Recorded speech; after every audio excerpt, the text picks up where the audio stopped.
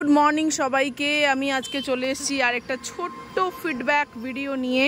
তো এই মুহূর্তে আমি আছি দিব্যশ্রীকে নিয়ে। প্রচণ্ড বিজি, আমরা এখন সেকেন্ডারি রোডে রয়েছি, প্রচণ্ড ব্যস্ত। আমরা দেখতে পাচ্ছি কত গাড়ি ঘোড়া চলছে এবং আজকে এই দিব্যশ্রীর প্রথম ফার্স্ট রোডের ক্লাস, ঠিক আছে?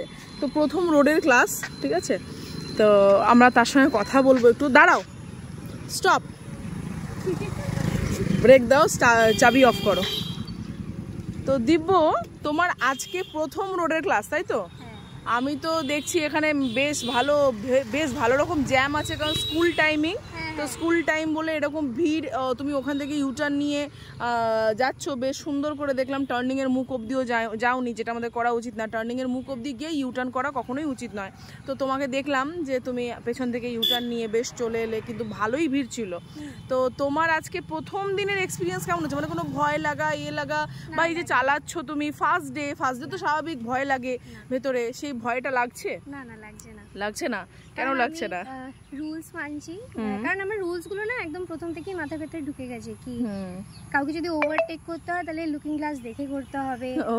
স্ট্রিটস এর সামনে রুলস বলতে হবে না, আর মোটামুটি রুলস মাথায় ঢুকে গেছে, এই হচ্ছে বিষয়, তাই তো?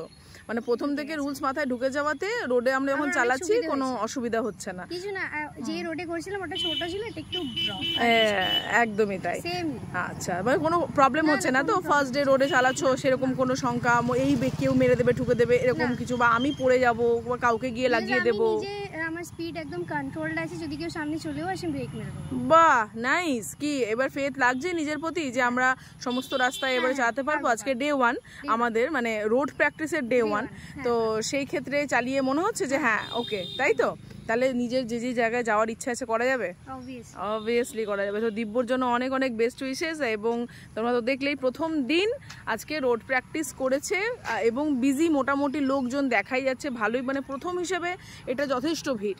তো সেই জায়গায় কোনো অসুবিধা হচ্ছে না। একদিন বেনাচিতে আমরা গাড়ি চালিয়ে যাব, তাই তো? সেই বিলিফটা আছে তো?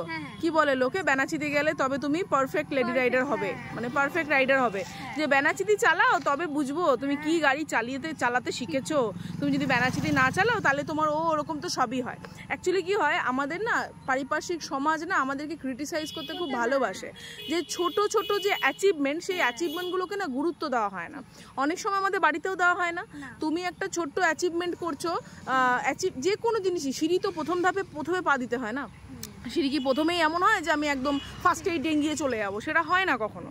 তো ছোট্ট ছোট্ট জায়গা থেকে কিন্তু বড় জায়গায় অ্যাচিভ করা যায়, কিন্তু আমাদের পারিপার্শ্বিক মানুষ আমাদেরকে সেই সাপোর্টটা করে না বা সেই অ্যাচিভমেন্টের গুরুত্ব দেয় না। সেটা আমাদের পরিবারের কেউ হতে পারে, সেটা আমাদের বন্ধু বান্ধব হতে পারে, পারিপার্শ্বিক পাড়ার লোক হতে পারে, ঠিক আছে? তো এরকম হয়। তো আমি তো মেয়েদেরকে সাজেস্ট করবো, তোমাদের নিজেদের অ্যাচিভমেন্ট যখন হবে না, তো নিজেদের অ্যাচিভমেন্টের জন্য নিজেরাই নিজেদেরকে ট্রিট করো, সব থেকে ভালো, তাই না? আমি যদি নিজেকে আমি যদি তুলে ধরি, হ্যাঁ সেলফ গিফট দিই, তাহলে আর অন্য কারোর কিসের ভরসা? যা এক্সপেকটেশন নিজের কাছে রাখবো, রাইট? অন্য কেউ কিছু ভালো খারাপ বললে তো আমার কিছু, এমন নয় যে কেউ কিছু খারাপ বললে আমার কিছু যায় আসবে, কিন্তু আমরা কি করে আমাদের মনটাকে ছোট করে নিই, মনটাকে প্রভাবিত হতে দিই তাদের কথার দ্বারা।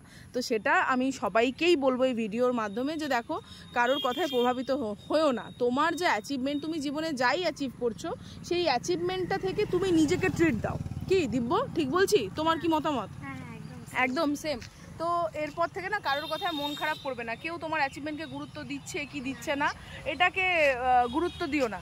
গুরুত্ব দাও, আচ্ছা আমি এটা করেছি, নতুন কিছু করেছো, আরে বাহ আমি এটা করে ফেললাম, চলো তো যাই একটু ফুচকাই খাই, 10 টাকা ফুচকাই খাবো, এটা ট্রিট। ওটাকে ওইভাবে নেবে যে এটা আমার ট্রিট, এটা আমাকে কেউ করছে সেটা না, এটা আমি অ্যাচিভ করেছি তাই আমি এটা ট্রিট দিলাম। তো অন্যের কথায় প্রভাবিত হওয়া বন্ধ করো, কারণ মেয়েরা অন্যের কথায় না প্রভাবিত হয়ে গিয়ে নিজের মনকে ডাউন করে অনেকটা ব্যাক ফর্মে চলে আসছে। আমি তো দেখতে পাচ্ছি, এত মেয়েদের সঙ্গে মিশছি। তো এই জিনিসগুলো তোমরা করো না, তোমাদের সাকসেসের পথে বাধা হয়ে যাচ্ছে। তো সেই বাধাকে দূর করো আর নিজের ড্রিম পূরণ করো। ওকে, চলো তুমি বেরিয়ে যাও। তো দিব্যর মতন তোমরাও সবাই খুব ভালো করে যে কোনো অ্যাচিভমেন্ট, শুধু নট অনলি গাড়ি চালানো, যে কোনো জায়গাতে যে কোনো জিনিসে তোমরা অ্যাচিভ করো। Life is about goal achievement. হ্যাঁ, তো ছোট ছোট করতে করতে আমরা আমাদের অনেক বড় গোলে কিন্তু পৌঁছে যাব। যেমন দিব্য আমার পৌঁছে যাচ্ছে এই স্কুটির জার্নির গোলে। দেখো খুব সুন্দর করে, দেখো ওভারটেক করছে, কত সুন্দর, এগুলো দেখেও ভালো লাগে যে চলো কেউ তো কিছু অ্যাচিভ করছে, হ্যাঁ না? তো ব্যাস এইটুকুই বলবো, আর বেশি কথা নয়। সবাই খুব ভালো থাকো, সামনে পুজো, শরীর স্বাস্থ্য ভালো রাখো, হেলদি খাবার মেনটেন করবে, আনহেলদি খাবারে বেশি ডুবে যেও না পুজোর মধ্যেও, ঠিক আছে? তো সবাই খুব ভালো থাকো, টাটা, বাই বাই।